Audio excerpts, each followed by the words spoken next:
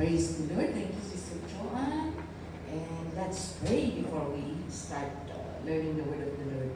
Hallelujah. Salamat po, Panginoon. Muli po, dumudulog kami sa iyong trono, Panginoon. Alam po ang pangangailangan ng bawat isa. At Lord, alam po namin na hindi po aksidente na nandito kami sa oras na ito, sa lugar na ito, Panginoon. You are the author of our life, Lord, and you know best, O God. At alam po namin, Panginoon, na ang lahat ng nangyayari sa aming buhay ay hindi po aksidente, Panginoon. At salamat po dahil makikinig po muli kami ng iyong mga salita at para po sa ganun mas lumago pa kami, mas lumalim at mas tumatag pa po ang aming pananampalataya habang kami po ay nabubuhay sa magulong mundong ito, Panginoon. But we thank you, Lord, because, Lord, it will be your words that maging kalakasan po, maging sandigan ng bawat isa sa amin. Kaya ako din, Panginoon, I just submit myself to you, Lord. I'm just your instrument, O God. It's not my wisdom, but Lord, your wisdom, your words, O God, no other else, Panginoon. O lamang ang aming dadakilain, O Diyos, ikaw po ang siyang kumilos. Holy Spirit, hover in this place. Move in the midst of us. Give us understanding, O Lord, so that all the words that we will be hearing today will become life unto us, O God. Father, we thank you. This is our prayer in Jesus' name. Amen. Amen. Praise the Lord. Hallelujah. Isang mapagpalang hapon po sa ating lahat. Good afternoon sa mga nakikinig sa ating Facebook page at sa ating YouTube channel. Good afternoon din sa mga kapatid na nandito po sa ating worship hall. Praise God! So medyo nakakaantok dahil mainit talaga, pero gisingin po natin ang ating mga sarili. Amen! Kung alam nyo na bumibigay yung inyong mga mata, pwede pong makinig ng nakatayo. Okay, pwede mag-candy naman, pero huwag naman masyadong ipaglaw ba. Baka mainggit ako. Huwag ipa-obvious na mag-candy, okay? Para hindi tayo makadisturbo sa ating mga katabi. Bawal magkape, okay? So, yan, di ba? Dahil it will only take maybe less than an hour sa Word of God. Because hindi pwedeng masabing trabaho ng Panginoon kung walang salita ng Panginoon. Kung hanggang praise and worship lang, hanggang pagbibigay lang, tapos, sige, class dismiss, okay, nagawin kayo, kulang. It cannot be word of the Lord, it cannot be Bible study, it cannot be service, divine service, without the Word of God. Remember that it is God, the subject of our service, the subject of our faith is no other God Himself. Amen? At ang Panginoon, sa pamamagitan ng kanyang mga salita ay mangungusap po sa bawat isa sa atin. Okay? Alam po natin mga kaibigan na sa end time, God is coming soon. Jesus is coming soon. He came to be a man para magsakripisyo sa cross. Siya yung ginamit ng Panginoon. Ibinigay siya ng Panginoon, ng Panginoong Ama, para siya po yung umako sa ating mga kasalanan. Imbis na tayo yung ipapako sa cross dahil tayo yung nagkakasala sa Panginoon, inako niyang lahat ng kasalanan ng sanlibutan. Inako niyang lahat at minsanan na ipinako niya sa cross. That's why when He died, sabi niya, it is finished. Tapos na. At sa pamamagitan ng kanyang dugo, kasi habang nakapako siya doon sa cross, tinusok pa siya doon sa tagiliran niya at lumabas ang dugo at tubig. And that blood, yung dugo niya mismo na umagos sa cross, yan po ang tumubos sa ating lahat. Kaya ang buhay mo, kapatid, mahalaga dahil dugo ni Kristo ang naibayad. Amen? Imagine, anak ng Diyos, dugo ng anak ng Diyos ang naibayad para ikaw at ako ay magkaroon ng buhay na walang hanggan. It's very important. Bakit kailangan? Kasi hindi naman, so what? Kung namatay si Jesus sa cross, di ba? So what? Kung hindi namatay si Jesus sa cross, all of us will be going to hell automatically. Automatically, because without shedding of blood, without the shedding of blood, kung walang dugo na aagos, walang kapatawaran ng ating kasalanan. Kaya yung mga tao doon sa Old Testament, they use animal blood. Pero nakita ng Panginoon na kung puro animal na lang, mauubos ang animal, hindi sapat para makapagligtas. Why? Paulit-ulit na nagkakasala ang mga tao. Kaya yan, mauubos na ang animal, hindi pa rin nagbabago ang tao. That's why Jesus came. Sinugo siya ng ating Panginoong Ama para siya po ay pumunta dito bilang isang tao. Kaya yan, ipinanganak sa sabsaban. Sabi ng kwento, pinanganak siya doon sa manger. Hindi pa nga maganda. kahit gaano tayo kapobre sa Pilipinas, wala pa naman siguro na ipanganak sa bahay ng animal. Pwede siguro sa loob ng tricycle, pero tumatakbo sila papuntang hospital. Kumbaga may kapasidad silang manganak sa hospital na abutan lang sa tricycle o kaya sa kalsada. Pero yung talagang sadyain mo na dahil walang nagpapasok sa kanila, walang nagbukas ng pintuan kina Joseph at Mary during the time na ipapanganak si Jesus, napagdamutan sila ba ng mga tao? Hindi sila nabigyan ng awa ng mga tao during that time. Kaya napilitan, nasa bahay ng animal sila, si Jesus isisilang sa pinakamababa talaga na uri at pamamaraan ng panganganak. Amen? Inako ni Jesus yan in order to show us how are we going to live our lives here on earth. Amen? So yan po, siya po ang nagamit para tayo po ay magkaroon ng kaligtasan. What we need to do is just to obey Him, to accept Him as our Lord and Savior, acknowledge Him na siya yung namatay sa cross dahil siya ang daan. Sabi ng Panginoong Jesus, I am the way, the truth, and the life. No one comes to the Father except through me. There is no other way na binanggit ang Bible. Hindi niya sinabi na, o sige, kahit huwag kang manampalataya at mag-worship sa Panginoong Jesus, basta gumawa ka lang, magbigay ka lang ng mga, hindi naman abuloy. Abuloy is para sa patay. Ano yung binibigay sa beggar? Limos. Basta magbigay ka lang ng limos sa mga gumagano'n sa sidewalk o sa overpass. Okay, mabait ka na, pupunta ka na sa langit. Kasi alam nyo, yan ang akala natin. Yeah? Kung noon yun ang akala ko, nung hindi pa ako nakakakilala sa Panginoon at hindi pa ako nakikinig ng kanyang salita, akala ko basta mabait ka sa mga nanglilimos, okay na yun na pumunta ka ng langit. Ay, pero nung napakinggan ko na ang salita ng Diyos, ay, ang dami palang kasalanan na nakatago sa aking puso na kailangang alisin para maging qualified tayo na pumunta sa langit. Amen? At wala pong ibang pamamaraan na papunta sa kaharian ng Diyos sa langit, kundi po ang pananampalataya natin sa ating Panginoong Yesus. Pero ang pananampalataya, hindi lamang po sa isip at sa puso, kundi kasama po ang gawa. Kaya sabi ng Panginoon sa kanyang salita, somewhere in the book of James 2:17, I think so, sabi niya, faith without action is dead. Kung pananampalataya na walang action, walang ginagawang obedience sa mga salita ng Panginoon, wala lang, magsisimba, lalabas, papasok na naman sa simbahan, lalabas, papasok, lalabas, walang ginagawa, hindi nagbabago, walang effort, hindi nagsasubmit sa kalooban ng Panginoon. That is a dead faith, and dead faith cannot save us. Amen? Okay, at sabi niya, Jesus is coming back soon. Babalik na ang ating Panginoon. Nung nanampalataya ko, year 1999, I was 22 years old by that day. Yun na nung bago pa lang akong kapapasok sa simbahan, yun na ang napakinggan kong mensahe. Jesus is coming soon. Dalian din yung manampalataya dahil babalik na si Kristo. Di akala ko, babalik na talaga. Kaya sige, dinalian ko din nananampalataya. Kaya dapat magre-review ako ng board exam ko noon eh. Pero umuwi yung ate ko na galing dito. On fire siya. Sabi niya, review ka ng review, Glenn. Dating na si Jesus, sabi niya. Siyempre, ayaw kong mahirapan. Linus ko yung mga books ko. Ayan tuloy. Pero dahil nakabayad na ako ng examination fee, para naman hindi sayang yung binayad ko doon sa review center, nag-exam pa rin ako. Pero siyempre, hindi ka nag-review, what do you expect? Exam ka! Kaya bumagsak ako ng board exam ko ng physical therapy. And after that, wala na. Pinapunta na ako ng Panginoon dito sa Hong Kong. Hindi ko pinanang pumunta dito, pero God had intended it that way in order for me to know the true meaning of life. Kasi nung nag-aaral ako, sabi ko sa sarili ko, makita ko lang ang sarili ko na nagmamarcha sa entabladong yan. Yan ang buhay. Yan ang victory. Yan ang success. Pero hindi pala yun. Kahit magmarcha ka ng makailang ulit kang degree, patong-patong ang degree mo, kung wala si Jesus, walang saysay ang buhay. Amen. God allowed me to come here to take the lowest of the low na part na maging katulong. Kaya nung unang struggle din, ayaw kong tanggapin na katulong ako. Kaya nung umuso ang Facebook, at nag-friend request ang mga classmates ko, hindi ko na-accept Kasi ako lang ang naging katulong eh. Sila ay nasa hospital.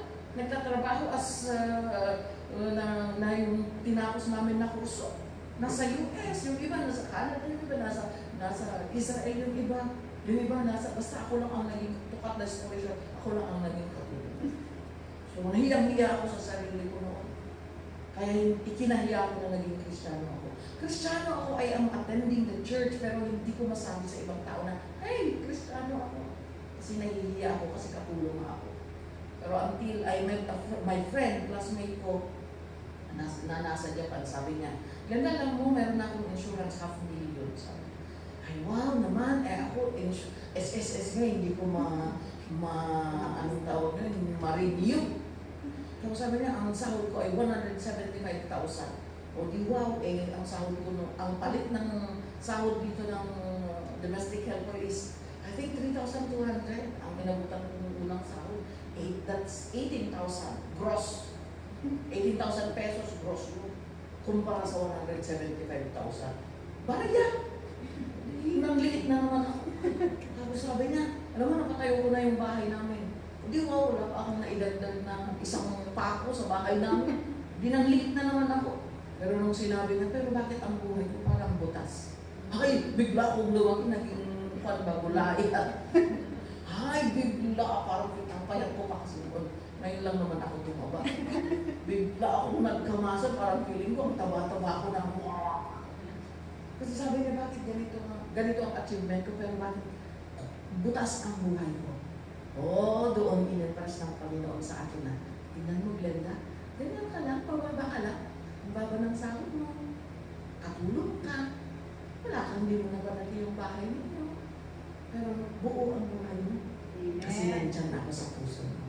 Ay, doon ko na naintindihan ang tunay na kayamanan. Kaya nung in-accept ko na ang mga friend request. Hindi na ako nahihiya. Hindi ako nagpo-post ng mga pictures kasi syempre may mga Chinese words sa paligid. Alam nila lang kapag magpo-post ako, alam nila nandito ako sa Hong Kong. Hindi ako proud noon. Pero nung naintindihan ko ang tunay na significance ng buhay natin. Feeling ko ang yaman ko, kaya ayan, in-accept ko na sila na post dito, post doon, sige. Wala akong pakialam. Amen? But you know, Jesus said, Jesus is coming soon. 1999, I was 22 years old. Ngayon, 48, magpo-49 years old na po ako. Wala pa si Jesus. Wala pa si Jesus! 49 na ako. 22 lang ako noong unang napakinggan ko na darating na si Jesus. Hanggang ngayon, wala pa siya. But you know, the delay of God's coming, sabi ng salita ng Panginoon, the delay of God's coming, it's not about, hindi dahil slow ang ating Panginoon, but because He is waiting for all the people to come to repentance. Hinihintay niya ang bawat isa para manampalataya pala, para mas madami siyang dadalhin sa kanyang kaharian. Imagine kung 1999 dumating, baka wala kayo. Di ba? Wala pa kayo, hindi pa kayo pinanganak. Siguro okay lang kung hindi pa kayo naipanganak. At least. Pero kung wala pang maraming tao, kung dumating si Lord doon, pero pinapatagal ng Panginoon na para maniwala pa ang nanay mo, para pati ikaw, umabot pa sa iyo ang ebanghelyo ng Panginoon, pati yung kapatid mo na hindi marunong makinig, yung matigas ang ulo na kapatid mo, kamag-anak natin, mga mahal natin sa buhay, hinihintay ng Panginoon. Pero hindi naman natin ipagmamalaki, ay di ba, matagal naman pala. Sige, papanjing-panjing muna tayo. Let's be merry. Hallelujah. Ganon. Hindi ganon ang ibig sabihin. Kasi anytime, sabi ng Panginoon, Jesus will be coming like a thief in the night.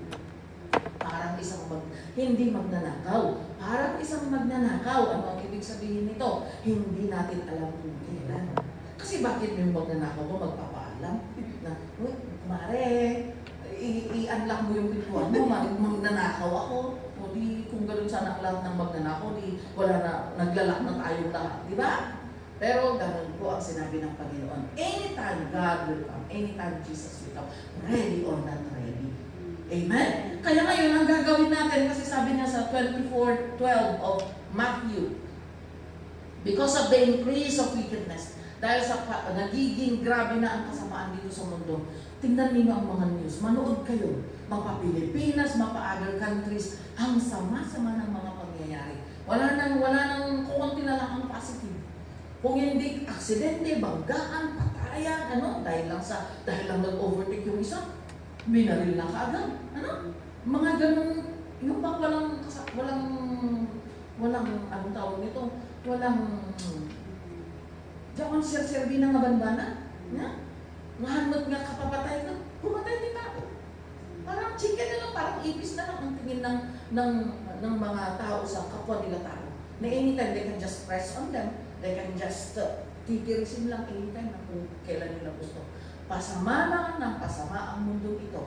At habang sumasama ang mundo ito, ang isang sinyales ng nalalapit na pagdating ng ating Panginoon, yung pagmamahal ng tao sa Diyos at sa kanyang kapwa ay palanib ng palanib. And you see, right at this time, panoorin niyo po ang nangyayari sa mundo. Magkapatid, magkaaway. Magkapatid, nagpatayan. Mag-ina, nag-aagawan ng kung ano-ano. Mag-ama, wala na dahil wala nang pagmamahal. Kaya kung wala nang pagmamahal, wala kang pake. Kahit masaktan mo ang isa, wala kang pagmamahal nga di ba? Kaya nakakagawa tayo ng mga bagay na hindi kaaya-aya. It's because no more love in our hearts. At yan po ang isang sinyales ng nalalapit na pagdating ng ating Panginoon. Ang panlalamig ng pananampalataya at pagmamahal ng mga tao dito sa mundo. And Christians are not exempted.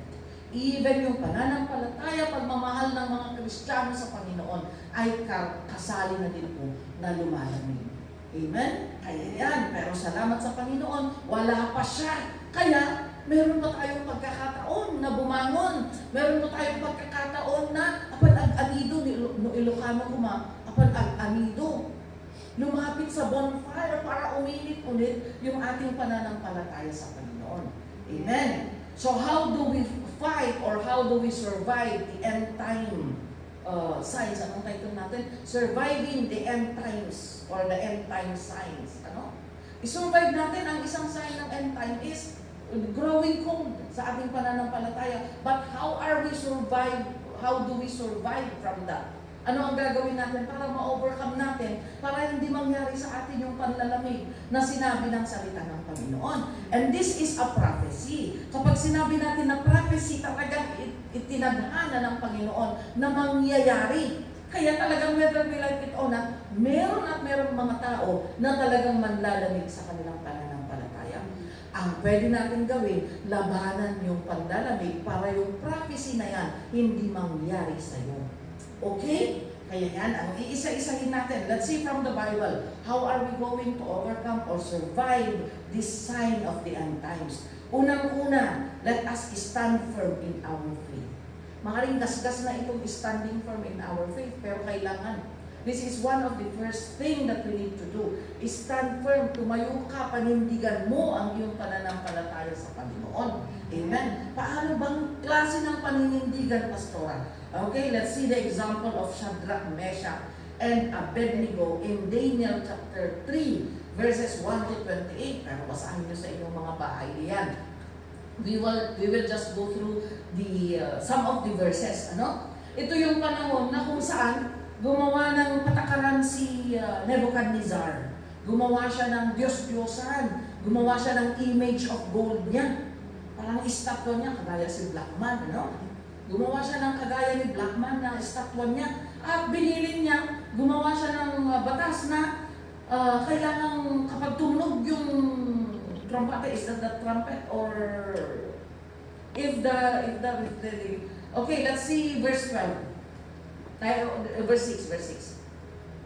Daniel 3:6. Whoever does not fall down and worship will immediately thrown into a blazing furnace. Sabi niya, kung sino man ang hindi magsasamba sa ribulto na ginawa ni Nebuchadnezzar, ano ang kahihinatnan nila? Oh, they will be thrown into a blazing furnace. Naglalagablab na parang space ba? Anong tawag nito? Sa Ilocano kwa? Basta DJ, pakita po ako ng kasjay. One. Basta DJ, somewhat like a hole in the ground nga, naglalagablab, na ganyan. So, ang sabi niya, kung hindi kayo magsasamba sa akin, magsasamba doon sa ginawa kong rebulto, ay maitatapon doon sa blazing furnace. Pero ang ginawa? Mayroong mga tao kasi gusto nila, alam niyo kung bakit nila pinubok si Nebuchadnezzar na gumawa ng batas na ito. Naiinggit sila sa tatlong alagad ng Diyos. Itong mga taong ito, nung panahon na yan, naiinggit sila doon sa tatlong tao ng Panginoon, si Shadrach, Meshach at Abednego. Dahil prosperous yung kanilang buhay. Productive yung kanilang buhay. Parang walang problema. Everything is provided for them. Pero gumawa sila dahil alam nila na Kristiyano itong tatlong ito. Prinubok nila si Nebuchadnezzar. Gumawa ka ng batas, hari, na ganito. Kasi alam nila na sina Nebuchadnezzar magsasamba sa kanilang Diyos. Hindi sila magsasamba doon sa ginawa ni Nebuchadnezzar na rebulto. So what happened then? In verse 12 to 14, so, nung pinatupad na yan, so pinalaganap yung announcement, hindi lahat daw ng hindi magsasamba sa rebulto na ito ay maitatapon doon sa blazing furnace. Pero but there are some Jews whom you have set over the affairs. Ito yung mga sumbongero. Tumakbo sila kay Nebuchadnezzar para isumbong sina Shadrach, Meshach at Abednego. Sabi nila, hari, tumunog na nagsignal na kami ay magsasamba. Pero may mga Hudyo kami nakita. Sabi nila, yung mga Hudyo pa naman na itinalaga mo sa mataas na tungkulin ang hindi nag-pay attention sa iyong ibinilin sa amin. Sabi nila. So, ang sinabi ni Nebuchadnezzar in the next verse, please. So, furious with rage, nagkaalit si Nebuchadnezzar and ipinatawag niya sina Shadrach, Meshach at Abednego. And pumunta sila. And the next verse, ang sinabi ng Nebuchadnezzar sa kanila? Then Nebuchadnezzar said to them, is it true? Tinanong niya, totoo ba Shadrach, Meshach at Abednego na hindi kayo nagsamba nung tumunog yung anong tawag ito? Yung gong, sabihin na natin, yung gong na para mag-signal sa atin na magsasamba doon sa totoo ba na hindi kayo nagsamba? At ang sagot ng mga nina Shadrach, Meshach in verse 16? Okay, in verse 16, ang sabi ng tatlong ito?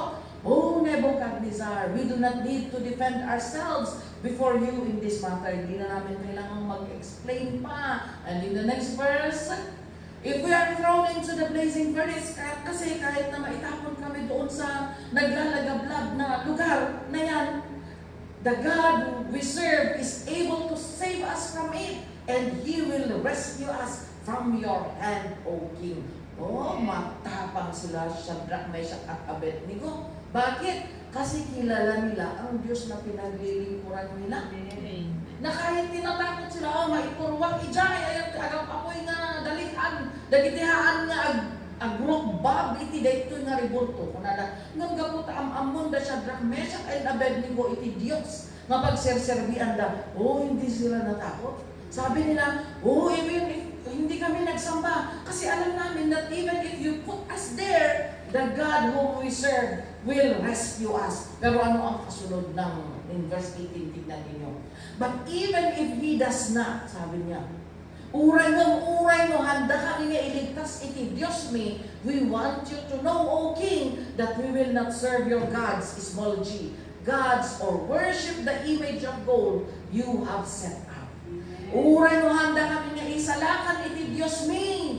Ngumhaan kami lang nga agserbikan agrubab. Hindi pa rin kami magsasamba sa ginawa mong rebulto, King Nebuchadnezzar. Sabi nila, ang tapang nila Shadrach, Meshach at Abednego. Talagang tinayuan nila, pinanindigan nila yung kanilang pananampalataya. So ang ginawa ni Nebuchadnezzar? Dahil sa galit niya, imbis na naglalagablab na yung blazing furnace, pinainitan ng 7 times more.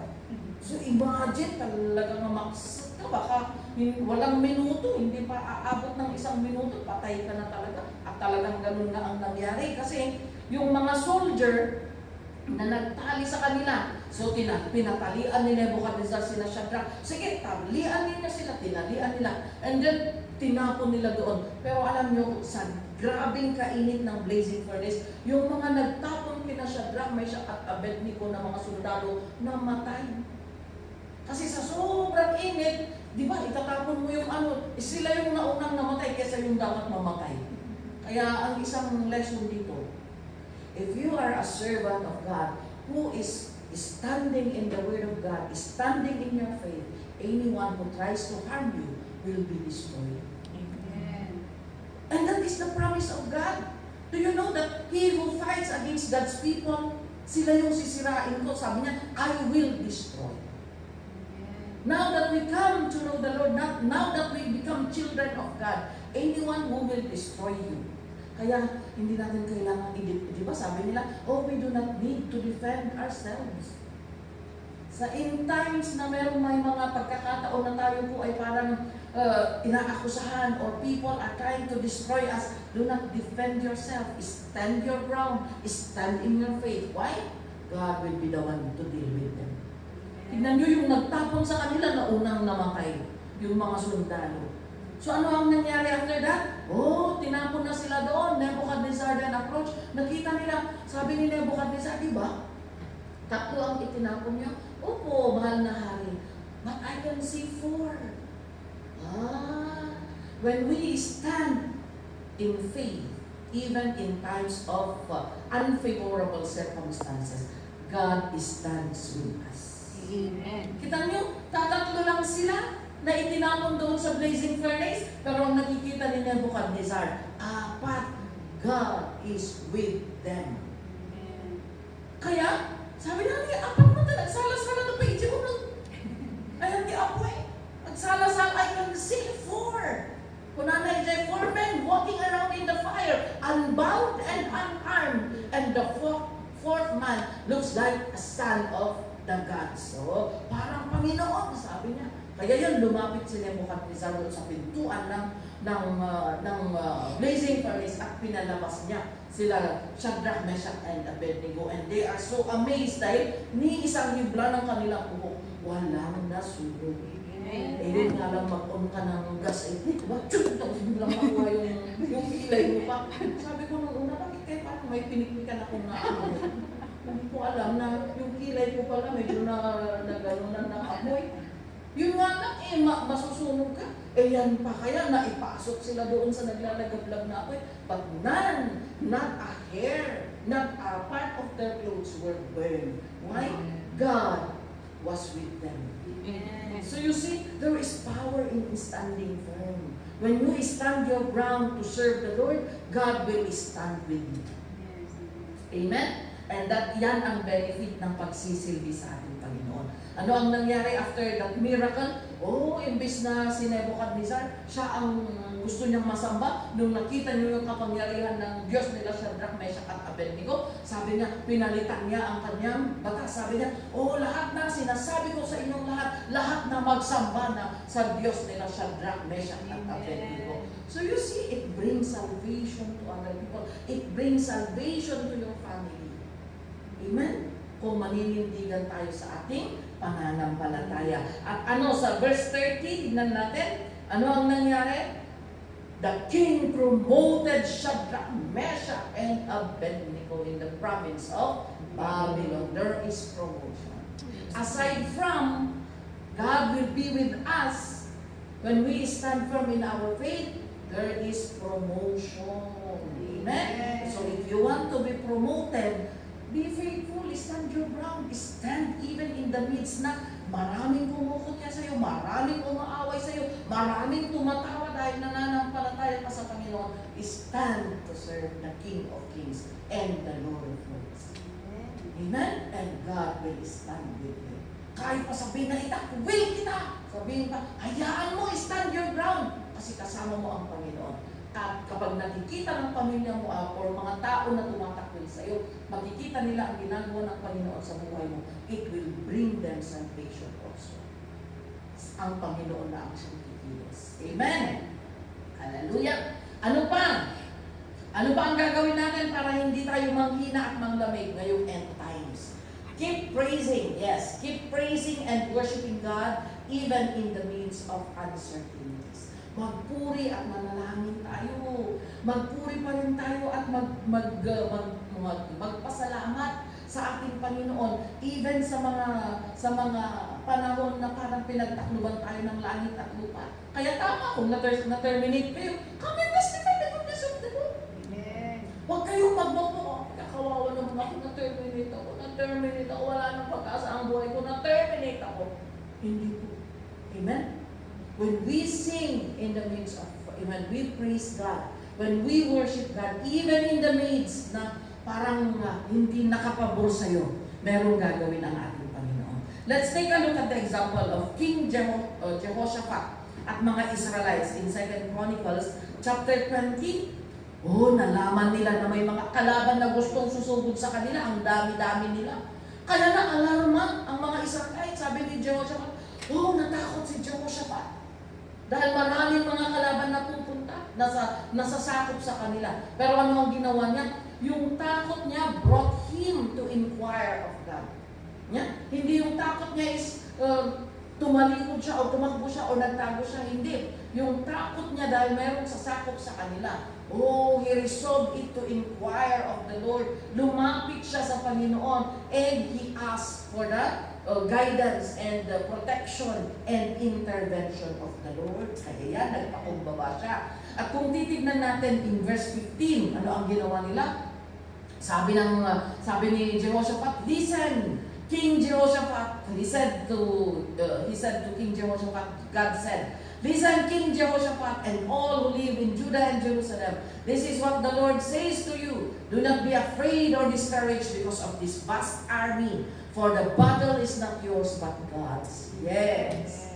Kung tayo po ay maninindigan sa ating pananampalataya sa Panginoon, even kapag may mga problema o pagsubok, dumating man ang mga pagsubok na patong-patong, sabay-sabay pa kung minsan. Pero ano ang gagawin natin? Mag-inquire po tayo, lumapit po tayo sa ating Panginoon. At sabi niya, huwag kayong matakot sa mga kalaban. Huwag kayong matakot dyan sa mga problema ninyo. Huwag kayong matakot sa mga pagsubok na dumadaan sa inyong buhay. Because the battle is not yours, it's God's. Amen. Huwag kayong matakot. Ako ang bahala. So yung yung proverb na yun dito sa mundo. Yung ako ang bahala, huwag kang matakot, yung ako ang bahala. Meron eh. Relax ka lang. Ako ang bahala, parang ganun ba? Kay Lord yun, hindi sa atin. Kasi kung nakita mo din naman yung kalaban na ang dami-dami, tatakbo ka din. Pero ang Panginoon sabi na, relax ka lang. Ako ang bahala.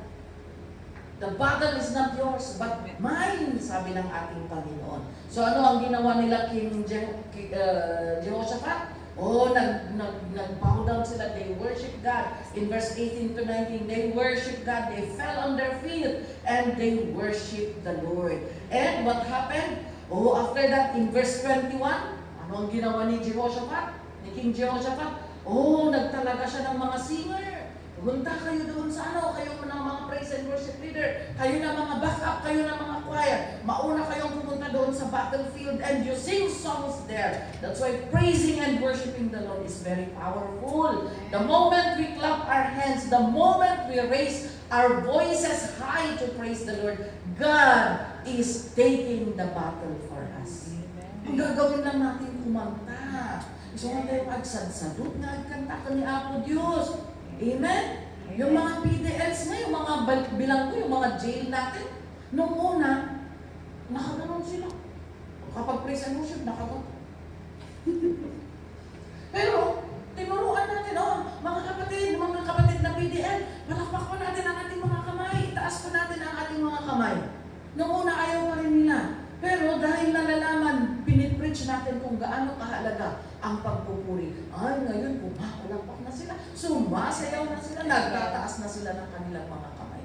So there is change, amen? Because they can see the power of God. These are all biblical actions. Ang pagtataas ng kamay, hindi po parang baliw.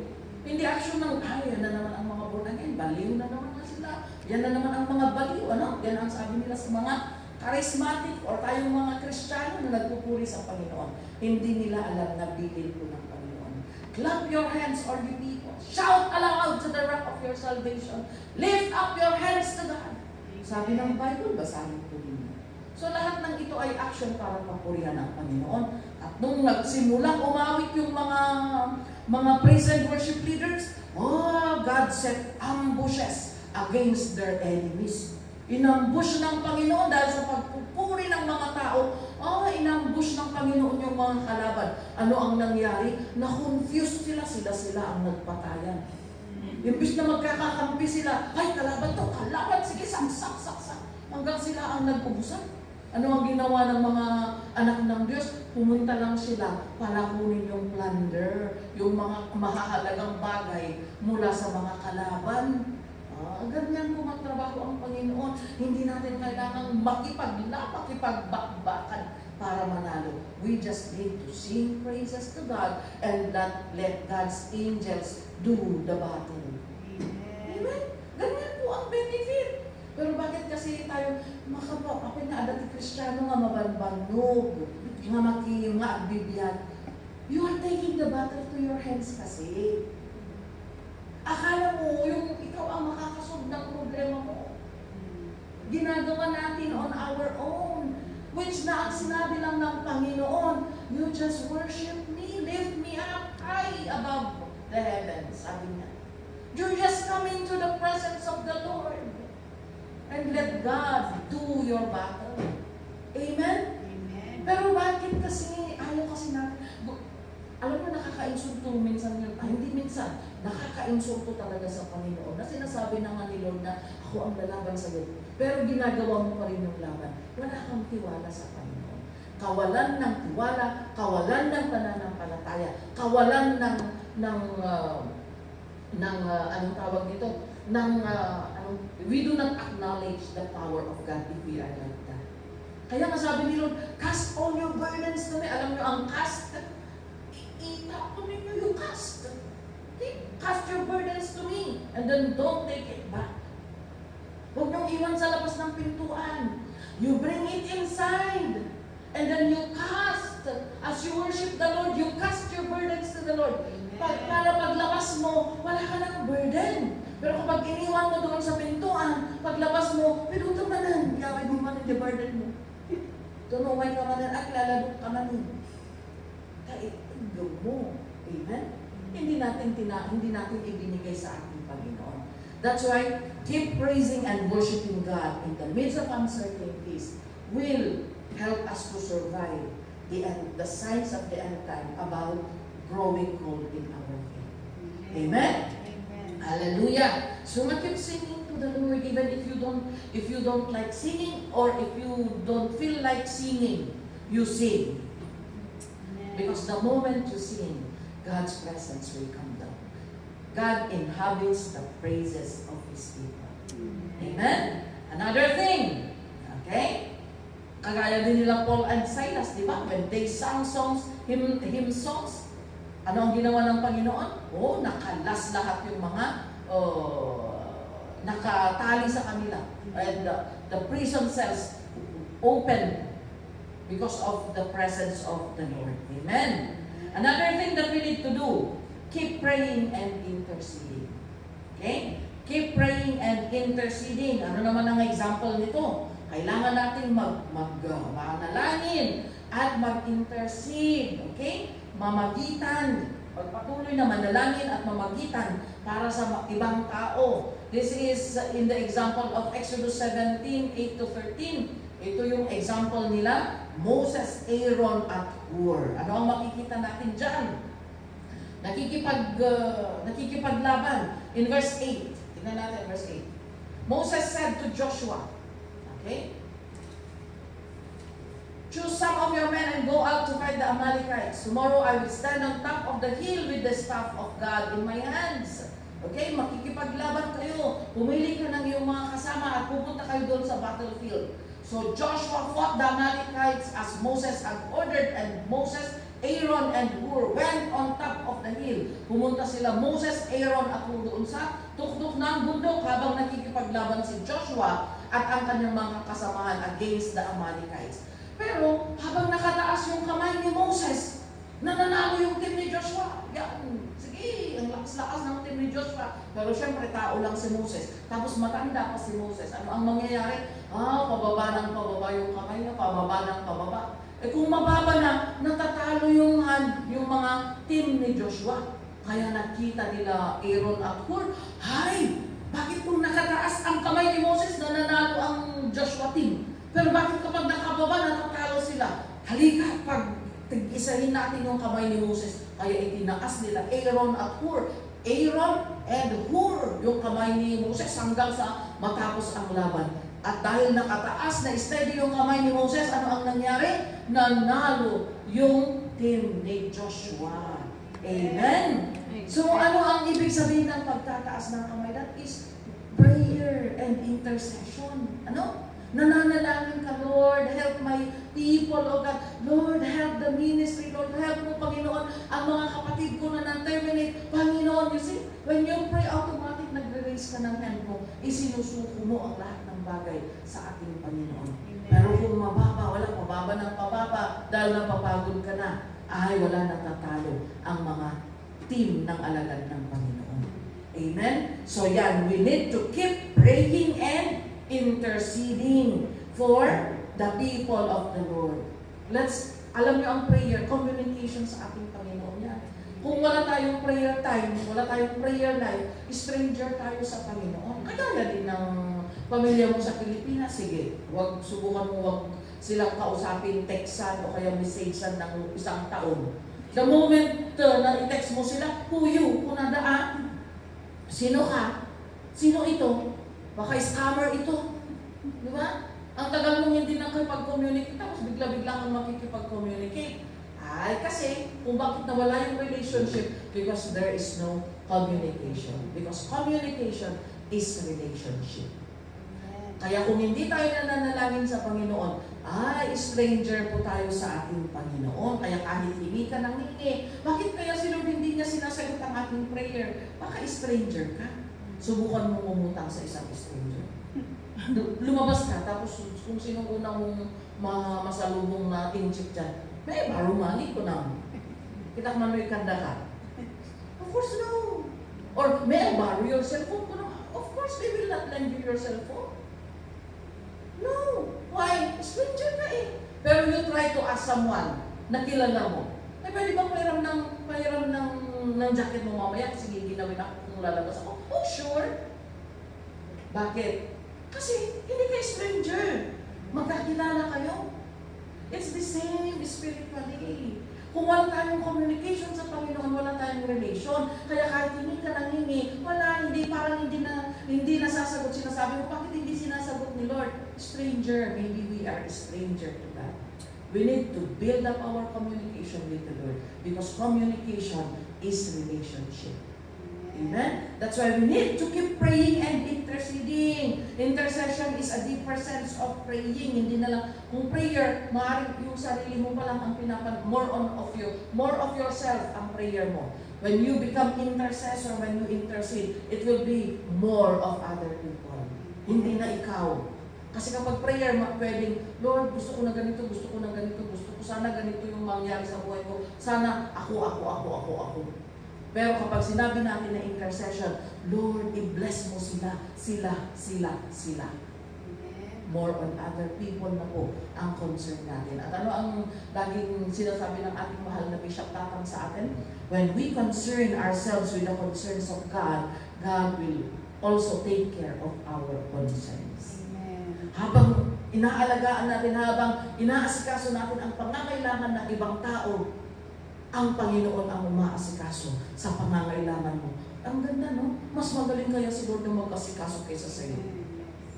Ang susi lang, asikasuhin mo yung mga concern niya. Ano ba ang concern ni Lord? Ibang tao.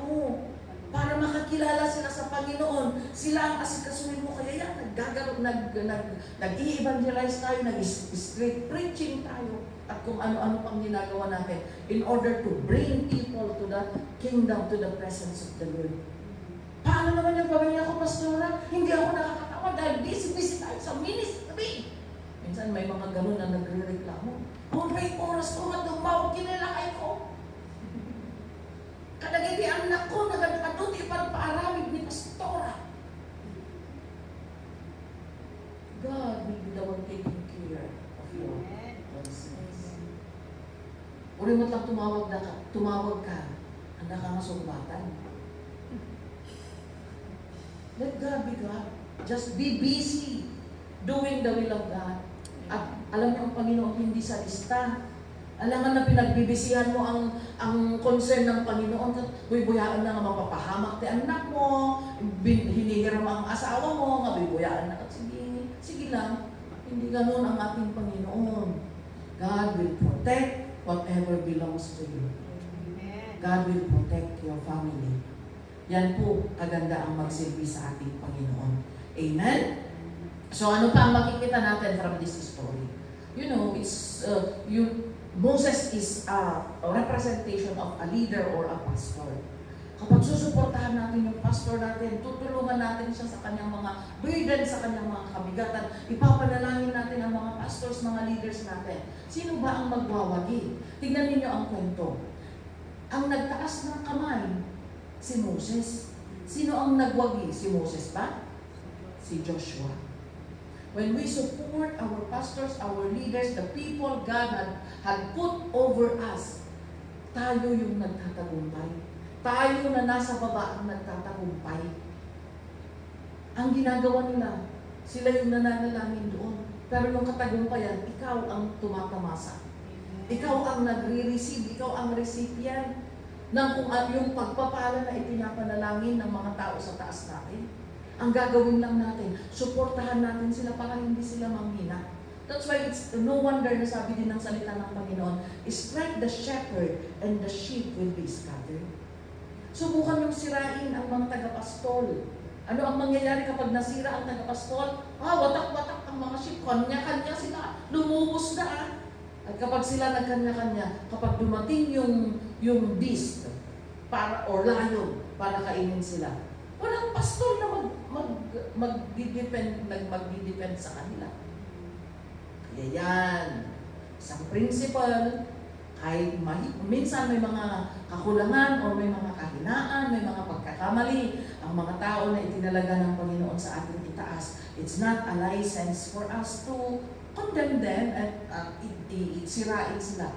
Kundi ang gagawin natin, let us pray and intercede for them. Because when they keep their hands up, we will win. We will be the one winning our battles. Nakita niyo ba yung principle dyan? Yes. Amen? So ganyan po ang ating gagawin in order for us to overcome the sign of the end times, to overcome the growing cold of faith. Okay, another thing na gagawin natin. Keep sacrificing for the kingdom of God. Yes. Keep sacrificing. In this end time, sige, usahan tayo dagiti kwarta tayo maagserbikan ni Apo Diyos. Because when the Lord will come, either kung saan ka pupunta, mapa-impyerno man o mapalangit, walang naka-Gucci bag na pupunta sa impyerno, naka-Chanel, naka-Skechers. Pati sa langit, walang may dala ng diamond. Walang may dala ng mga kwintas. Wala. Maiiwan lahat ng material, maiiwan dito sa mundong ito. Kaya, kung pinagpapala tayo ng Panginoon, let's use our wealth to gain friends, to build the kingdom of God. Amen? That's why we exhort tithes and offerings, because that is God's way to remind our people, remind us, every one of us, na lahat po ng meron tayo ay pag-aari po ng Panginoon. Amen? Kaya nire-remind, may mga exhortation of tithes and offerings, exhortation ng mga pangangailangan ng trabaho ng Panginoon para doon natin i-invest ang mga bilines din sa atin ng ating Panginoon. Ang Panginoon din naman ang nagbigay ng lahat ng bagay. Why? Because when we are gone, kahit mamatay ka, mamatay tayo, naked we came, naked we depart. Amen? Kahit pa nag-ipon ka ng nag-ipon, tapos bigla kang kinuha ni Lord, hindi mo na-enjoy yung in-store mo. Ano? Pinag-awayan pa ng iniwan mo. Pinag-away-awayan pa nila kung sino ang magmamana. Oh. Kaya yan, let's keep sacrificing for the kingdom of God. Let's take a look at sa story ng widow, isang balo at saka si Elijah. Si Elijah ay isang alagad ng Panginoon.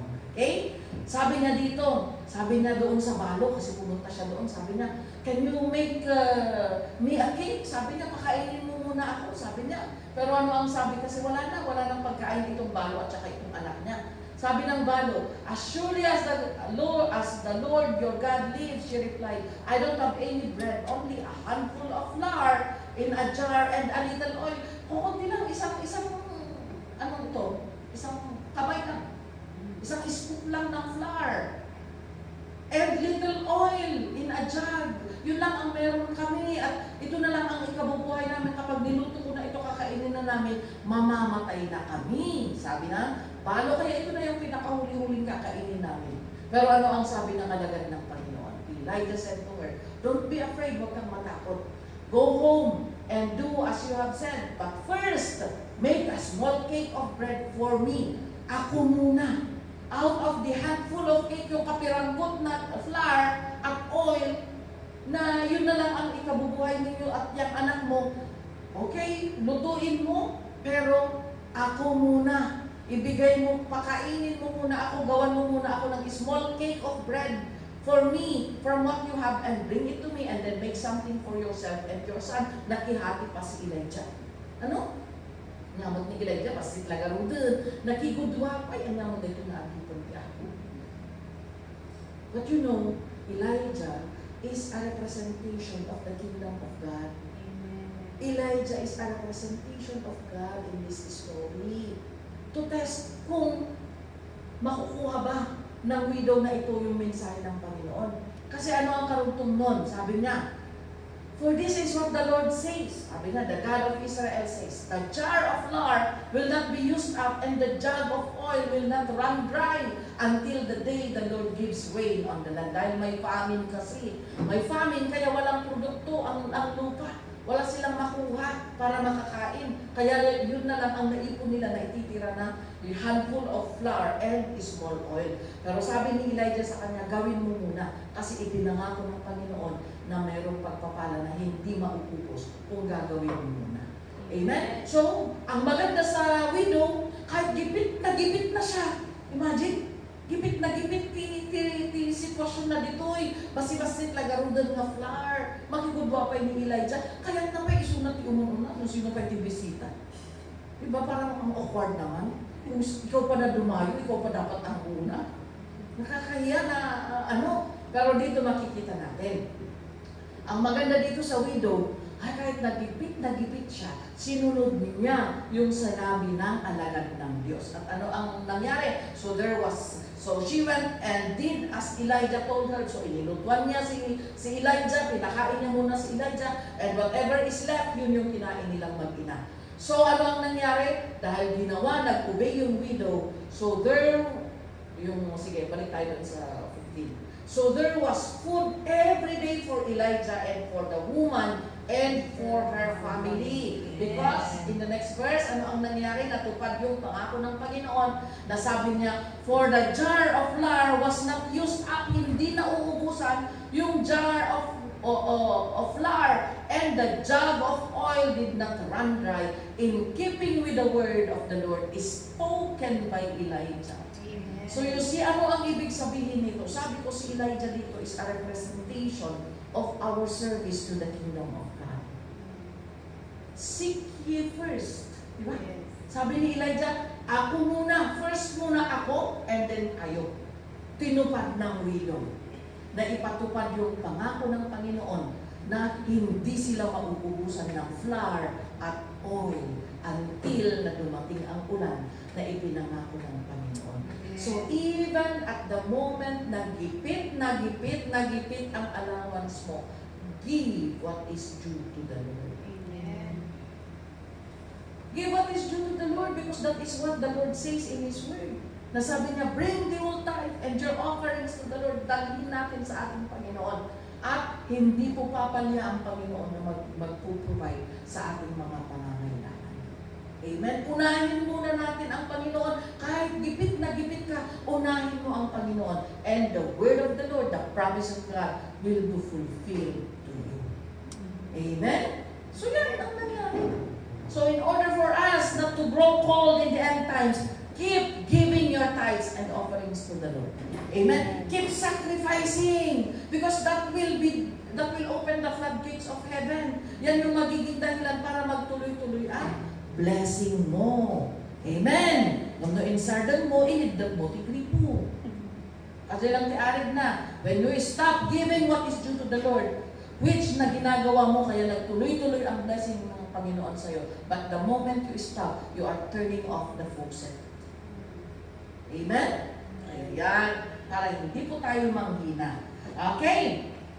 Last but not the least na gagawin natin in order for us to not to grow cold in the end times is to continue testifying and sharing Jesus to others.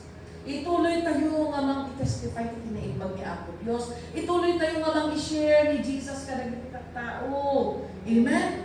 Keep testifying. The moment that we keep saying the goodness of the Lord, we are refreshing ourselves. Amen? We are reminding ourselves. Kunwari nauupos ka. Tapos ano din nakita mga mauaman natin na maaglag tuon i-desisal. Ay, ang aglag-lag to, kapsat ako na imbag ni Apo Diyos, adati pag-asa. Kung si ka nga mismo mauaman ang pag-asa. Nung ibagbagam ka niya, nagpunta kailan na ang tibiyag na halagati pag-asam.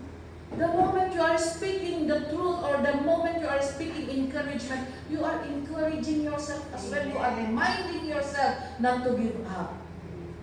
You are at the point of giving up, but you are encouraging someone who is giving up. DJ words mo, it will also encourage you. Amen? Eh so nga, in order for you to overcome, di siya pa naglamlang ni is, di pa nagserving ka ni Apo Diyos, kung di pa nagayat mo kini Apo Diyos. Keep testifying the goodness of the Lord. As you keep telling about the goodness of the Lord, you are telling it to yourself. You are reminding yourself also how good God is in your life. Amen? And yan po kasi ang bilin ng Panginoon. Ano ba ang mapapala namin, Pastora, kung ibingbingay sa ni Apo Diyos? In the Great Commission, Matthew 8:28, 19-20, ano ang sabi ng Panginoon? Therefore, go and make disciples. You go, humayo kayo at mag-evangelize kayo. Humayo kayo, ibahagi ninyo ang salita ng Panginoon at ang kanyang kabutihan. Ano ang pangako ng ating Panginoon? In the next verse, please. And teaching them to obey everything I have commanded you. The promise is, surely I am with you always to the very end of the age. As we keep testifying, as we keep sharing Jesus to other people, the presence of the Lord will keep going with us. It was promised, surely I am with you always. Dito niya sinabi sa Great Commission. So ibig sabihin, as we testify and as we go to share the name of Jesus, the work of the Lord, the power of God to other people, surely I am with you always to the very end of the age. Amen. Kung God is with us, awante ka butang tayo Alaman nga, ang dati mangdangran ka at bubuyaan nilo, punan lang. Ay sige, paigin natin sa karamitan, Hindi Poprotektahan tayo ng Panginoon bago pa man na tayo yung pakulanda, sumabatan, sumangga ni Apo Diyos para kada tayo. Amen. Kung nakaya niya nga ibigay ang buhay niya. How much more nasanggaon na iti pakul para kinda tayo. Amen? So nga, ilang bas ba ang nasakyan mo at hindi na disgrasya? It's not because handa nga tiyempo, no, it's because God's hand is upon you. Even the tram, it will collide, di ba? May mga tram na nag-disrail. Pero ba't wala ka doon? Mga minibus na sinasakyan natin dito, ba't wala ka doon? Because God is with you. If God is with us, God's protection is also with us. Amen? Ano ba ang pangako ng Panginoon when we testify and do the Great Commission in John? Okay, flash. You did not choose me, but I chose you and appointed you to go and bear fruit. You go and tell the goodness of the Lord. Fruit that will last. Then the Father will give you whatever you ask in my name. Ano man ang ipanalangin mo, as long as you are witnessing to other people, as long as you are sharing me to other people, as long as you are telling other people that my goodness, my power, yung kapangyarihan na kaya kong gawin, whatever you ask in my name, the Father will surely give you. Amen. Amen? Kaya one time, sabi ni Bishop, ang express way to get the answers to your prayer is to evangelize. Why? It is in John 15:16 na sinabi ng Panginoon, the Father will give you whatever you ask in my name. When you go and evangelize, when you tell people about Jesus, whatever you ask in the name of Jesus, the Father will give you. Amen. Amen? So hindi naman ako preacher, pastor, wala akong na-memorize. Tapos hindi mo kailangan nakahawak ng Bible para mag-evangelize. Kung nakaganito ka, tatakbo sila. Ang sasabihin mo lang, punta lang tayo doon, sasabihin natin, ay kabayan, mahal ka ng Panginoon. Alam mo, namatay siya sa krus. Halika, kape muna tayo habang hinihintay mo ang kasama mo. Habang nagkakape kayo, alam mo, mahal na mahal ka ng Panginoon. Namatay siya para sa'yo. Naghihintay lang siya na tayo ay magsamba at magbalik sa Kanya. Gusto mo bang ipanalangin kita? Gusto mo bang tanggapin si Jesus? Masigurado na si Jesus ang Diyos na nananahan sa iyong puso. Of course, tayo nagkape kayo at ikaw ang nagbayad. Tama mo yan. Sasabihin niya, okay. Kasi syempre, nahiya siya na kasi ikaw ang nagbayad ng kape niya. Okay. So, sundan mo ang panalangin. We just need to do that. Amen? Ang gagawin lang natin, ibahagi si Kristo sa ibang tao. Because we do not know. Hindi natin alam. Maaari yung nakasalubong mo, magpapakamatay na pala dahil wala ng pag-asa. Pero dahil sinabi mo, kapatid, may nagmamahal sa iyo, ang pangalan niya ay si Jesus. Ay, nalaman niya, may nagmamahal pa pala sa kanya, kaya hindi na niya itutuloy ang pagpapakamatay. Ganun po mga kaibigan, let's just be sensitive to what the Lord wants us to do. And He wants us to share Him to other people. You do not need to be a pastor to share Jesus. You just need to have the heart of God na ibahagi siya sa ibang tao. Amen? So yan lang po mga kapatid, ang ating mensahe sa hapong ito. At sana po, huwag nating hayaan na tayo po ay manlamig. Amen? Huwag po nating hayaan na tayo po ay tumalikod sa ating Panginoon. Bagkus magpatuloy po tayong magsamba, magpuri, mag-evangelize, at magpakatatag sa ating pananampalataya sa ating Panginoon. Before I give back to the MC, let's pray once again. Hallelujah. Yes, Lord. Thank you so much for your words na nag-remind ulit sa amin, Panginoon, sa mga bagay, O Lord, na kailangan namin malaman, O God. Lord, salamat po sa pagkakataon. Many times that we wanted to give up, O God, but we thank you, Lord, for giving us this chance to listen from you once again, to remind ourselves, O God, that we need to stand firm until you come, O God, because only those who are standing firm, yun lang ang dadalhin mo sa iyong kaharian, Panginoon. Salamat po, O Diyos, tulungan mo ang bawat isa, Panginoon. At Lord, kung may mga nanghihina man ang kanilang pananampalataya, kung may mga nanlalamig man, O God, Lord, is my prayer that fill us once again with your Holy Spirit, that we will continue to keep on the firing line, O God. Lord, thank you so much. Ikaw, Panginoon, ang siyang madakila at maitaas sa aming mga buhay, O God. This is our prayer in Jesus' name. Amen and amen. Praise the Lord. Hallelujah.